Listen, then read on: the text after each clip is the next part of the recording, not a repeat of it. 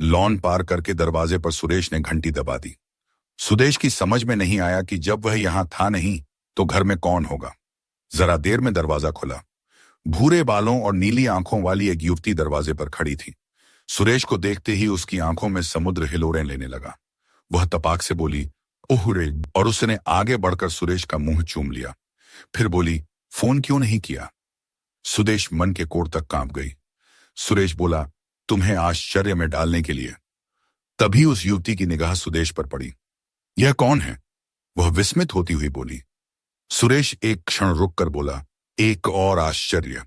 तीनों ने भीतर प्रवेश किया। आंतरिक ताप व्यवस्था के कारण भीतर कमरा गर्म था। सुरेश टाई की गांठ ढीली करने लगा। सुदेश सोफे में धंस गई। युवती कॉफी बनाने रसोई में चली गई। सुरेश ने अर्थपूर्ण दृष्टि से सुदेश की ओर देखा। सुदेश के मुख पर सैकड़ों प्रश्न उभर रहे थे। सुरेश सीटी बजाता हुआ रसोई में चला गया। थोड़ी देर में वह 3 प्याले कॉफी लेकर लौटा। पीछे पीछे वह युवती भी थी। कांपते हाथों से सुदेश ने प्याला पकड़ लिया। युवती और सुरेश सामने सोफे पर अगल बगल बैठ गए। वे अंग्रेजी में बात कर रहे थे। सुदेश के पल्ले कुछ नहीं पड़ रहा था, पर बातचीत करने में जिस बेतकल्लुफी से वह युवती सुरेश पर झुकी पड़ रही थी, उससे सुदेश के कलेजे की कोमल रग में टीस उठने लगी। वह सोफे पर ही एक ओर लुढ़क गई। सुरेश उठा। सुदेश की नब्ज देखी। पैर उठाकर सोफे पर फैला दिया। फिर उसने एक गिलास में थोड़ी ब्रांडी डाली, पानी मिलाया। सुदेश का सिर हाथ नीचे डालकर ऊपर उठाया और गिलास मुंह से लगा दिया। अधखुली आंखों से सुदेश ने सुरेश को देखा। वह बोला, थक गई हो, दवा है, फायदा करेगी। दवा पीकर सुदेश ने ढाल होकर लेट गई। सुरेश ने एक मोटा कंबल लाकर उसे उड़ा दिया। सुबह सुदेश की आंख काफी देर से खुली। उसने सारी इधर उधर देखा। वह रात को सोफे पर ही सोती रही थी। सुरेश का कहीं पता नहीं था, न ही कमरे में कोई अन्य बिस्तर था। वह रात की बात सोचने लगी। तभी सुरेश उसके लिए चाय लेकर आया। चाय की चुस्की लेकर सुदेश बोली, वह लड़की कौन थी? सुरेश बोला, सुजैन। सुदेश ने पूछा, कहाँ गई? सुरेश ने सहज ही उत्तर दे दिया, काम पर। सुदेश ने पूछा, यहीं रहती है तुम्हारे साथ? सुरेश ने स्वीकारात्मक सिर हिला दिया। सुदेश बोली, कब से? सुरेश कुछ सोचकर बोला, पिछले 6 साल से। सुदेश ने चौंकते हुए पूछा, क्यों? सुरेश बोला, हम दोनों ने शादी कर ली थी। सुदेश के हाथ से चाय का प्याला छूट गया। आश्चर्यचकित स्वर में मानो अपने कानों को झुठलाते हुए वह निराशा के पहाड़ को पल भर के लिए एक ओर सरकाकर सारी जीवन शक्ति संचित करके बोली, शादी? पत्थर बने सुरेश ने फिर स्वीकृति में सिर हिला दिया। सुदेश पर जैसे गाज गिर पड़ी हो। सपनों का ताजमहल टुकड़े टुकड़े हो गया था। हंसती गाती नाचती हुई परी के जैसे किसी ने पंख काट दिए हों और वह पाताल की किसी कठोर चट्टान पर पड़ी छटपटा रही हो। क्षण भर ठगी सी रह जाने के बाद उसने माथा पीट लिया। वह रोती जा रही थी और बिना उत्तर की प्रतीक्षा किए शून्य में सवाल फेंके जा रही थी। फिर तुमने मुझसे शादी क्यों की? मेरे घर वालों को क्यों धोखा दिया? मेरी जिंदगी क्यों खराब की? मुझे यहां क्यों लाए? मुझे रंगीन सपने क्यों दिखाए? मैं तुम्हें क्या समझती थी, पर तुम तो कुछ और ही निकले। झूठे, बेईमान। उसकी मुद्रा से लग रहा था कि वह सुरेश का मुंह नोच डालेगी। सुरेश उसके पास आकर अपनी मजबूरी बताने लगा। सुजैन के कारण ही मुझे अच्छी नौकरी मिली है। उसका बाप इस कंपनी का मालिक है। सुजैन उसकी इकलौती बेटी है। वह सुंदर है, पढ़ी लिखी है, स्वयं भी उसी कंपनी में काम करती है। उसे तो मेरे जैसे कितने ही मिल जाते। परदेश में कौन किसे पूछता है? सुदेश ने अपने पास आते हाथों को एक ओर झटक दिया और फुफकारती हुई बोली, फिर दूसरा ब्याह रचने की क्या जरूरत थी? बीवी के बिना पल भर भी नहीं रहा जाता था तो इसे साथ ही देश ले जाते। वहां यह सब नाटक रचने की क्या जरूरत थी? सुरेश ने समझाने की कोशिश की। मैंने इस शादी की किसी को खबर नहीं दी थी। घर वाले न जाने क्या सोचते। फिर वहां छोटे भाई बहनों के रिश्ते होने में दिक्कत आती। मां बाप की, खानदान की शान में बट्टा लगता। सुजैन को वहां कौन स्वीकार करता? सुदेश भपक उठी। अपने खानदान की इज्जत के लिए दूसरे की इज्जत पर डाका डालना कहां की भलमनसाहत है। छिपाए रखना था तो वहां कह देते कि मुझे शादी नहीं करनी।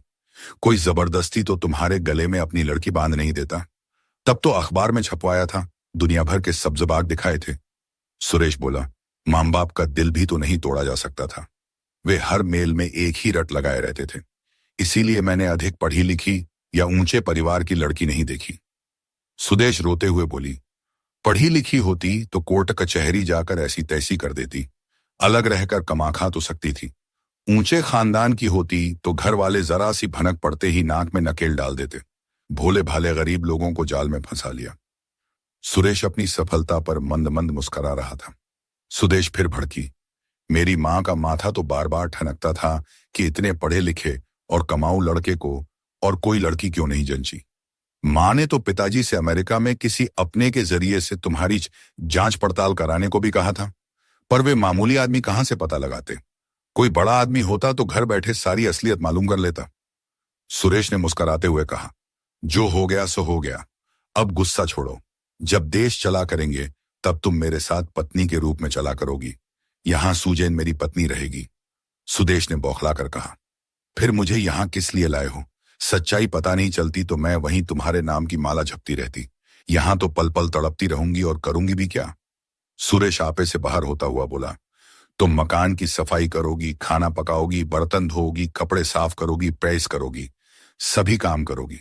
सुदेश बोली, तब तो देश से एक नौकरानी ले आते। तुमने मेरे साथ शादी का ढोंग क्यों रचा? सुरेश कड़वा सा मुंह बनाकर बोला, वास्तव में नौकर की ही जरूरत थी। यहां नौकर मिलते नहीं, मिलते हैं तो बहुत महंगे, फिर भरोसे के भी नहीं होते। हम दोनों काम करते हैं, घर की देखभाल कौन करे? सुदेश फक फक कर रोने लगी, मुझे मेरे घर वापस पहुंचा दो, मेरा टिकट कटा दो, मैं यहां नहीं रहूंगी। सुरेश मुस्कुराता हुआ बोला, अब तुम कभी नहीं लौट पाओगी। टिकट कटाना इतना आसान नहीं, हजारों रुपया किराया लगता है। कम पढ़ी लिखी, साधारण पर स्वस्थ लड़की मैंने इसीलिए तो छांटी थी। फिर तुम्हें तकलीफ क्या है? अच्छा खाओ, अच्छा पियो, सुजैन की अनुपस्थिति में तो तुम ही मेरी बीवी रहोगी। सुदेश स्वयं को बहुत मजबूर महसूस कर रही थी। झल्ला कर बोली, तुम सुजैन को छोड़ नहीं सकते? उसे तलाक दे दो। सुरेश बोला, अपनी औकात में रहो। सुजैन को छोड़कर यहां क्या घास खोदूंगा? उसी के बूते पर तो सब ठाट बाट हैं। सुदेश सिर थाम कर बैठ गई। अगले दिन से उसे घर के काम धंधे में जुटना पड़ा। सुरेश और सुजैन सुबह 8 बजे काम पर निकल जाते। सुदेश को घर में ताले में बंद कर जाते। शाम को लौटते। सुरेश ने सुजैन को सुदेश के संबंध में बताया था कि कामकाज के लिए नौकरानी लाया हूं। वह उसी लहजे में सुदेश से बात करती, बात बात पर गाली देकर डांटती। रात को वे दोनों शयन कक्ष में रंगरेलियां मनाते और सुदेश रसोई के बराबर वाले स्टोर में सिकुड़ी सिमटी आंसू बहाती हुई पड़ी रहती। एक बार उसने घर से निकल भागने की कोशिश की, पर पकड़ी गई। सुरेश ने मारते मारते अधमरा कर दिया। मुक्ति की कोई राह नहीं दिखती थी। किसी तरह घर से निकल भी पड़े तो जाए कहां? वैसे वह हरदम तैयार रहती थी। गर्म कपड़ों के नीचे अपने सारे जेवर हर समय पहने रहती थी। अंत में एक दिन अवसर हाथ आ ही गया। सुरेश और सुजैन के विवाह की वर्षगांठ थी। 10 दंपति आमंत्रित थे। काफी रात तक खाना पीना, नाच गाना, शोर शराबा चलता रहा। ऐसे में सुदेश का किसको ध्यान रहता? खिलाने पिलाने का काम निपटाकर वह चुपचाप निकल पड़ी।